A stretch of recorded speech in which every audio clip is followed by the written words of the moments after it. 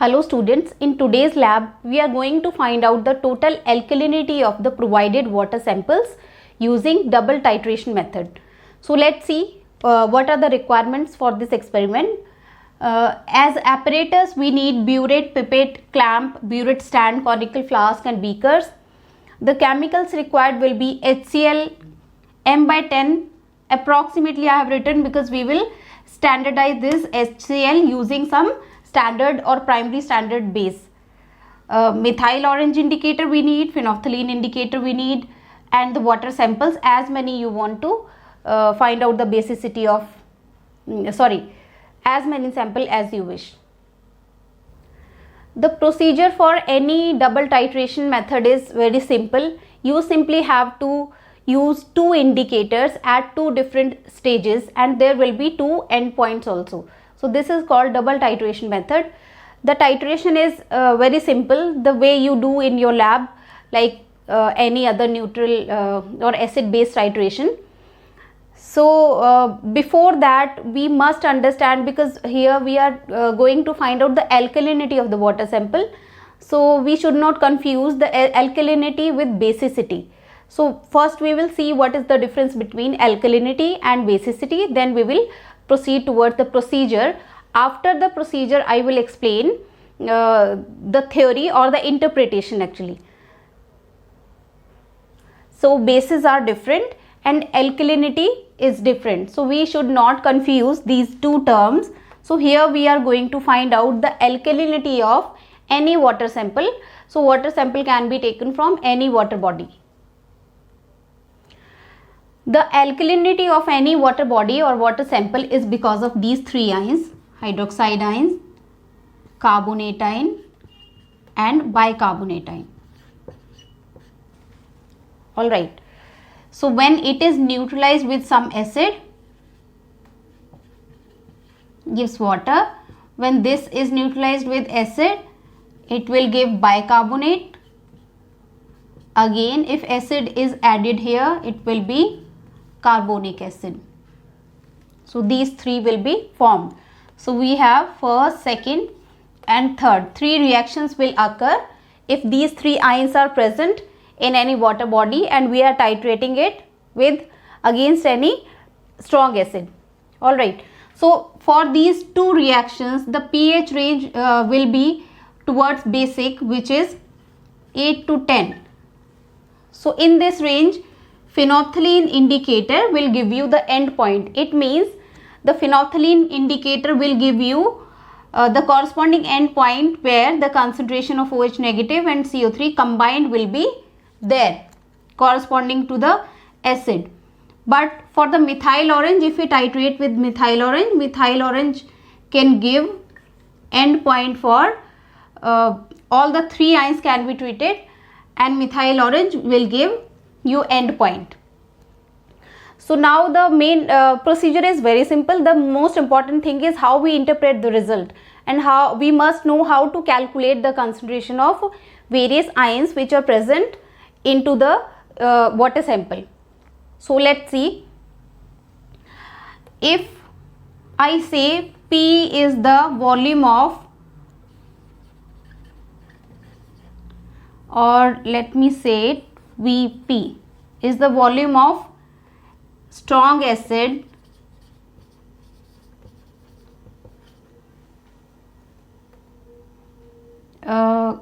corresponding to phenolphthalein indicator.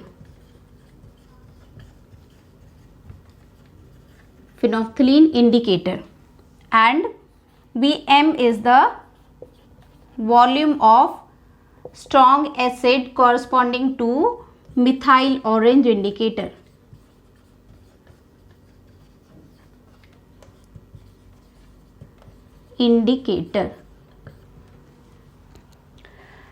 So what happens? So this is Vp and Vm. So let's see how to perform this experiment, and after that we will see how to interpret it. So first step of the experiment or the experimental procedure is to standardize the provided HCl, because its approximate molarity was given. So we have taken sodium carbonate, which is a primary standard. Always take a primary standard to standardize any solution. I hope you know the difference between the primary standard and secondary standard. So we have taken primary standard solution, basic solution, 0.05 molar to standardize HCl. Here the titrate will be HCl. We will take 10 ml for the titration in conical flask. Titrant is sodium carbonate, m/10. Indicator will be phenolphthalein and endpoint will be colorless to pink. So this is a simple acid base titration you have done many times in your lab. The observation table is very simple. We take 3 concordant readings, or we take more than 3 if the readings are not coming out to be same. So initial volume of HCl taken, which is 10 ml each time. We will note down the initial burette reading, final burette reading in each case, and finally the difference of final and initial reading will give you this volume. So final burette reading minus initial burette reading will be your V1. So we get 3 same values for the volume of sodium carbonate used for the till we get end point. All right. So we have the volume of sodium carbonate, we have the molarity of sodium carbonate. So for the calculation we have to apply normality condition, normality equation, which is N1V1 is equal to N2V2, but we have concentrations in molarity, so we have to replace this normality with molarity. So N factor in case of, why I am doing this, I have written first normality equation and then converting it into molarity equation. That is very important. You never apply the molarity equation like that. It is not valid if the N factor is not same on both the sides. So here we have carbonate, sodium carbonate, N factor is 2, and here is sodium HCl where N factor is 1. So we can replace this normality with molarity, which is N factor into molarity into volume. Here also N factor of this molarity into volume. So here N is 1, but here N is 2. So we have to put this 2 M1V1 is equal to M2V2. Now you can substitute the values and calculate the molarity of HCl. So molarity of sodium carbonate we have taken is 0.05. So 2 into 0.05. Volume V1 is coming out from the table. Let's say it is 10. I am assuming it, or let it be like that only. This is V1. M2 is the molarity you have to find out, or you have to confirm. V2 is the volume of HCl you have added into the conical flask. So in the conical flask we have taken 10 ml of HCl and 2 drops of phenolphthalein, and sodium carbonate was taken in the burette. So from here you can calculate the molarity of HCl, which will be M2 will be V1 by 10 into 0.1 molar. So this will be your molarity. Once you know the volume V1, you can substitute the value and get the numerical value for this molarity of HCl. It means this molarity or the concentration of HCl is confirmed now. So we can titrate our given water sample with this HCl. So let's see the titration, the double titration for the water samples. For the second part of the experiment, in first part you have done the standardization of HCl. In the second part we are finding out the alkalinity of the water sample. For that you need the titrate is water sample in your conical flask. You have taken in your conical flask 50 ml of the first water sample. So we will do, if we have 2 or more water samples, we will do one by one for each sample. So let's say I am taking first sample. So I have taken 50 ml of the first water sample plus 2 drops of phenolphthalein were added. Titrant here is HCl, which is taken in the burette. Indicator is methyl orange, and phenolphthalein and methyl orange both, and there will be 2 endpoints. So the first endpoint is, because we are adding phenolphthalein first, so the first endpoint is pink to colorless, and the second, after it turns colorless, we will add methyl orange, 2 drops of methyl orange. So the second endpoint will be orange to red. So these will be your two endpoints for this double titration. So table, as you can see here, is very simple. Serial number 1 and 2. So I have taken both the samples. For water sample 1, 50 ml, and one reading for the water sample 50 ml. So I have drawn this table common for the two solutions. So we are talking about first sample. I will take 50 ml of this water sample. I will titrate this 50 ml with adding phenolphthalein and with HCl. So I will note down the initial reading and the final reading once the end point is achieved. And similarly for the water sample 2 also. Once I have achieved the first end point, I will add 2 drops of methyl orange to this solution, to the same solution. After adding methyl orange, the color of the solution will turn orange, and you will again start titrating it.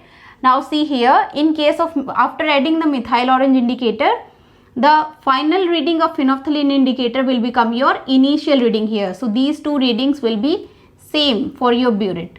So its final reading will become your initial reading right here. So again titrate it and note down the final reading for the methyl orange also. So this way you can draw the table. Now let's see the calculation part.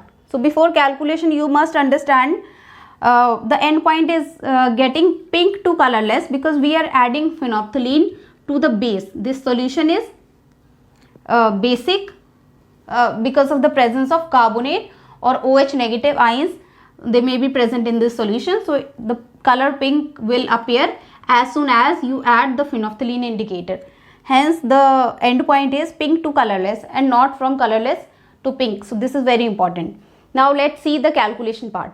I have assumed these volumes V1, initial burette reading V1, final burette reading V2, and this will be V2 and final reading V3.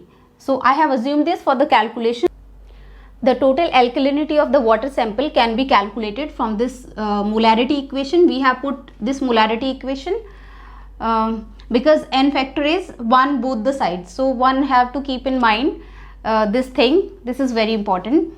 So now for HCl we had 1 by 10 or 0.1 molar. This was m by 10, and V1 of HCl, volume of HCl used, let's say it is V1.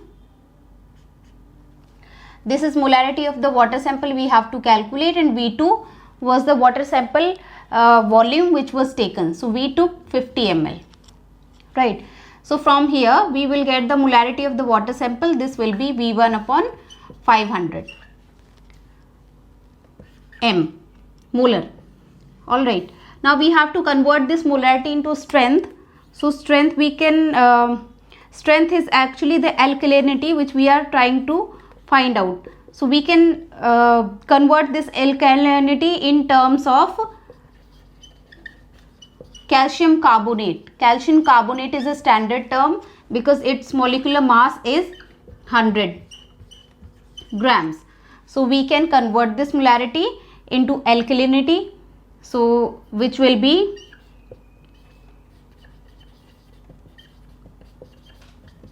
M2 into 100, or we can say V1 by 500 into 100 grams per liter, and this can further be converted into ppm. So we can say this will be 100 cancelled out, V1 by 5 into 10 raised to power 3 ppm. This is your total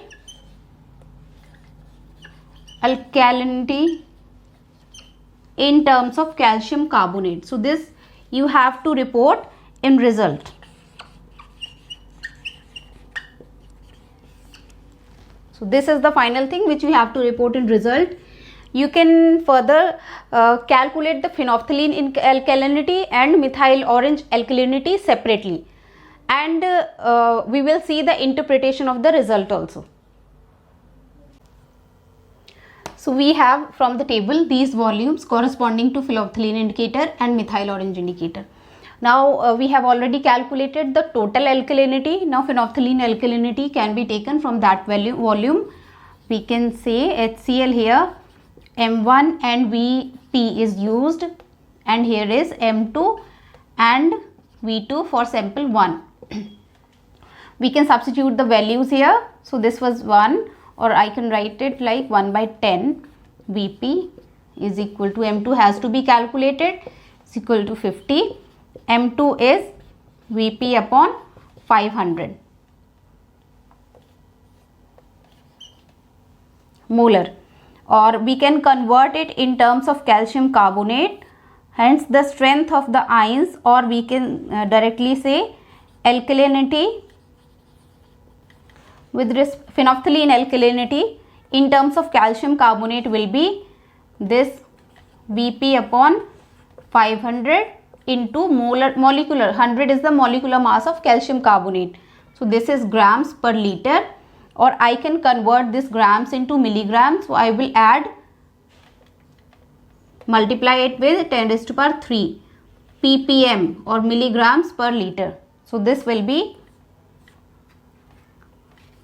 Vp divided by 5 into 10 raised to power 3 ppm. This is phenolphthalein alkalinity. But methyl orange alkalinity cannot be calculated from this volume, because for the methyl orange we need to titrate the given water sample again from the beginning without using phenolphthalein indicator. So to find out methyl orange alkalinity, you just take water sample, add methyl orange to it and titrate it against the given acid or standard acid. The corresponding volume will come, and you can calculate methyl orange alkalinity from that. But here we are doing double titration, so we have added phenolphthalein and after that methyl orange, so that will not give us the methyl orange alkalinity, and we don't need it here. So we have to calculate the total alkalinity and the phenolphthalein alkalinity. These two we have calculated. You can calculate it these two parameters for the sample 2 also in a similar manner. The alkalinity of any water sample is because of these 3 ions. So the neutralization in presence of acid takes place this way. When we are not using phenolphthalein and we titrate this total solution in the presence of methyl orange, that will give you the total volume of the acid corresponding to all the 3 ions. But in that mixture we won't be able to find out which ion is present and which not, because we will be having only one volume of corresponding to methyl orange of HCl. So we do it in a double titration method. So what happens in double titration? If these 2 ions are present, these are treated with phenolphthalein, we get an endpoint with respect to phenolphthalein. After that, in the remaining part or remaining ions in the solution will be treated with methyl orange in the presence of methyl orange, and which will be neutralized by acid. So in this we have different cases. In first case, when the volume Vp, which is corresponding to the volume phenolphthalein neutralization of this alkalinity with respect to phenolphthalein, and second is Vm. For the second titration, the volume with respect to methyl orange. So what happens when Vp is equal to Vm? We can say only carbonate ions are present.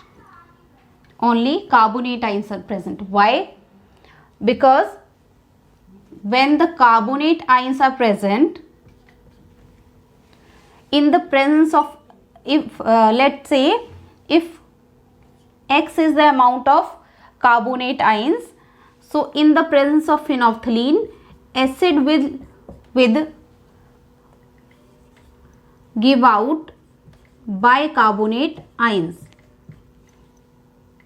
It means if X amount of carbonate ions was present, X amount of bicarbonate is also formed. So carbonate ions are treated in the presence of phenolphthalein and bicarbonate are treated in the presence of methyl orange. That is why the volume here Vp and Vm are equal. So the first interpretation, when the 2 volumes are equal, we can say only carbonate ions are present in our water sample. Let's say what is the second case? In second case, when Vp is greater than Vm. Vp is greater than Vm means OH ions were there, carbonate ions were there. So why these two ions? Because for the carbonate ions, equal amount of acid corresponding to phenolphthalein and equal amount of acid corresponding to methyl orange will be used from this equation. But when there is additional OH negative ions, the volume of acid corresponding to phenolphthalein will increase. So it means apart from the carbonate ions, OH negative ions are also present. So we can write in interpretation, these two ions are present in the given sample. The third case is when is less than Vm. Less than means this will be less when the acid corresponding to phenolphthalein is used is less, and acid corresponding to methyl orange used is more. It will be more when apart from these carbonate ions which are converting to bicarbonate, some additional bicarbonates are already present. It means in this case carbonate ions plus some additional bicarbonate ions are already present in the mixture. That is why phenolphthalein is used to convert carbonates into bicarbonates, and additional methyl orange was used to treat the extra amount of carbonates which were already there in the solution. So in this case we can say carbonates and bicarbonate ions are present in the water sample. So we have seen three cases. In the first case, when the two are equal, only carbonate ions are present. Second case is when phenolphthalein volume is more than the volume of the acid corresponding to phenolphthalein is more than corresponding volume of methyl orange. Then OH negative and CO3 2 negative ions both are present. In third case, if Vp is less than Vm, you can say carbonate and bicarbonate ions, these are present. Hence this way you can find out your alkalinity, phenolphthalein alkalinity and the total alkalinity of any water sample. And the most important thing is interpretation of the results. So you must know what are the volumes and why are they coming out to be like that. Interpretation of the results is very important.